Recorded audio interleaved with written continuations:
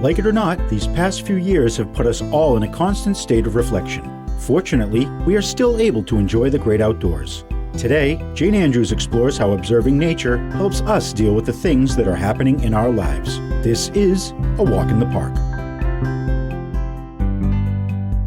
Okay, stay with me. There is a point to this.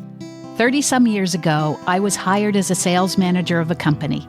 The sales team I was responsible for was a disgruntled mess. For some reason, I was given a completely unattainable sales goal for the team.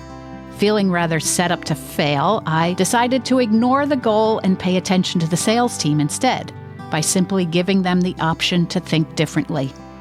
The results were incredible. My happy staff blew every goal out of the water and set up sales records for the company. Then the owners put pressure on management and swiftly hired someone to replace me. When I inquired why, I was treated as if I had failed at my job. I knew it wasn't true, but nothing made any sense. It didn't matter what I said or what I proved. It had all been decided. Ironically, my doctor also informed me that I was being scheduled for cancer surgery. No job, no insurance. With my office now packed up in my car, I realized that there was no place I needed to be. Meetings and decisions did not involve me anymore, and what was left were my feelings and no idea what to do with them. I was in denial.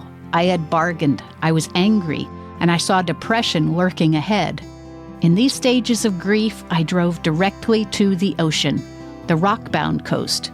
Barefoot, I climbed the weather-beaten rocks until I came to a nook protected from the wind and warmed from the sun, feeling completely powerless over my situation.